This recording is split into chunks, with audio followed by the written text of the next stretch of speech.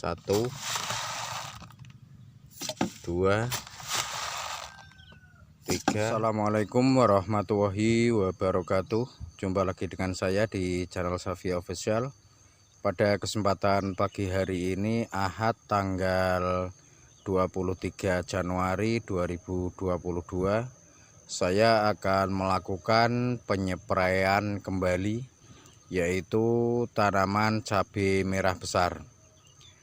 Pada saat ini tepat umur 100 hari setelah pindah tanam. Jadi sudah panen yang ke-6. Kemarin sore saya lakukan panen yang ke-6. Tapi untuk hasilnya belum saya jual teman-teman. Akan saya jual hari ini nanti jam 9 atau jam 10. Karena yang biasa membeli atau tengkulaknya pengepul saya itu datangnya ke pasar itu jam 10. Jadi saya bawa nanti jam 10. Dapatnya kemarin 40 kg kurang lebih. Untuk harganya belum tahu, mudah-mudahan lebih dari 17.000 karena jual terakhir kemarin panen yang kelima itu harganya 17.000. Mudah-mudahan hari ini naik. Nah, pada penyepraian kali ini saya akan menggunakan pupuk kalsium, perekat, dan fungisida, hanya itu. Untuk kalsiumnya teman-teman saya ganti. Yang biasanya itu untuk kalsium saya menggunakan Kalha, tapi karena ini akan saya buahkan yang kedua, jadi kalsiumnya akan saya ganti. Oleh karena itu, ikuti terus channel ini agar teman-teman bisa mengetahui perkembangan tanaman cabai merah besar saya ini untuk pembuahan yang kedua. Karena nanti insya Allah kalau tanaman ini masih normal, masih hidup di atas 70%, akan saya buahkan kedua.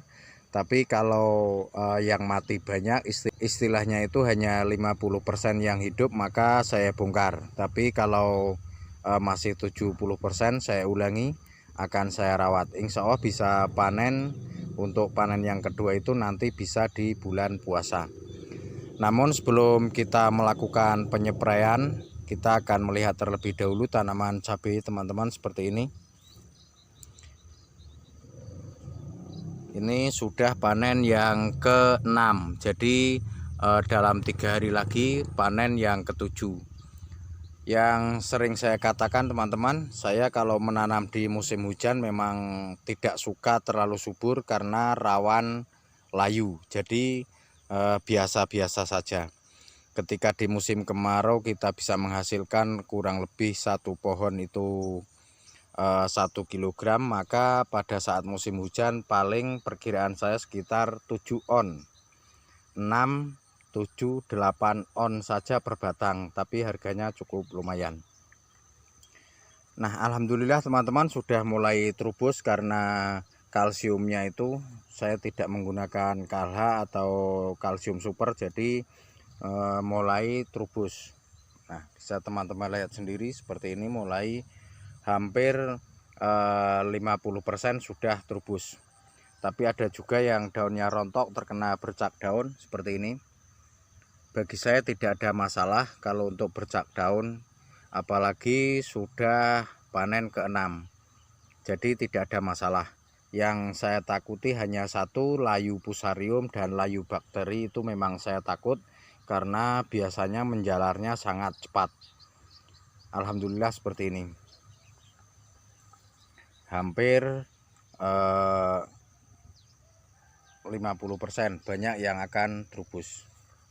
Ini ada juga yang seperti ini. Itu teman-teman banyak yang bercak daun, hampir ada 2 meter di situ. Kita lihat nanti buah keduanya seperti apa, bisa teman-teman lihat sendiri. Untuk bercak daun seperti ini nantinya akan rontok semua daunnya teman-teman, tapi akan tumbuh tunas baru. Nah, ini ada 2 meter yang sini terkena bercak daun karena kemarin itu hujan terus, tidak ada panas, jadi terlambat penyepraian. Nah, ini tapi tidak ada masalah lah, biarkan. Nah, itu yang tanpa menggunakan plastik mulsa. Kita lihat juga sambil melihat kondisi tanaman. Banyak teman-teman yang kena bercak. Tapi jika kita mau melakukan penyepraian rutin, misalnya 2-3 hari sekali, fungisida dan kalsium, bercak-bercak seperti ini akan hilang, akan sembuh.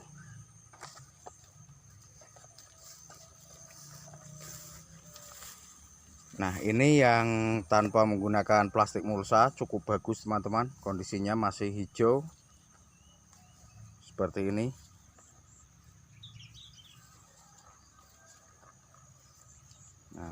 Nah, setelah melihat kondisi tanamannya, kita akan melihat kalsium yang saya gunakan dan fungisida di pagi hari ini. Ada di sebelah sana karena air dekat di sana. Nah, di sana kondisi kalsiumnya. Ini tanaman mentimun saya teman-teman. Alhamdulillah cukup bagus, hijau royo-royo. Ini masih saya pruning, jadi nanti akan saya buatkan tutorial. Nah, buahnya itu bisa lihat sebentar. Ini yang sebelah cukup lumayan bagus. Nah, kita kembali ke kalsium dan fungisida di sana. Nah, inilah teman-teman untuk penyepraian kali ini setelah panen yang ke-6, tepat umur 100 hari, karena akan saya buahkan kedua insya Allah. Yang saya tadi katakan, kalau hidup masih 70%, saya buahkan kedua. Nah, saya gunakan kalsium nitrat menggunakan CNG dari Pak Tani. Ini sangat cocok sekali teman-teman ketika untuk melakukan pembuahan yang kedua, baik itu cabai, tomat, atau yang lainnya. Atau bisa digunakan teman-teman, ini juga saya sarankan ketika musim kemarau, itu untuk kalsiumnya menggunakan kalsium nitrat karena ada kandungan nitrogen 15%. Jadi ini sangat cocok. Nah, karena di musim hujan kemarin saya menggunakan Kalha dan kalsium super, tapi setelah mulai panen kita gunakan kalsium nitrat.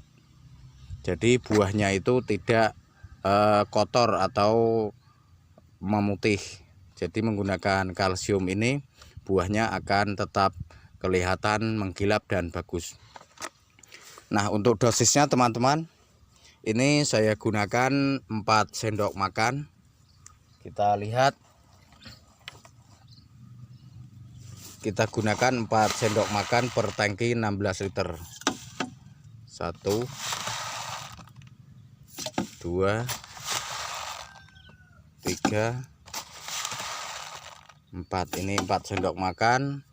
Kita aduk terlebih dahulu sampai rata.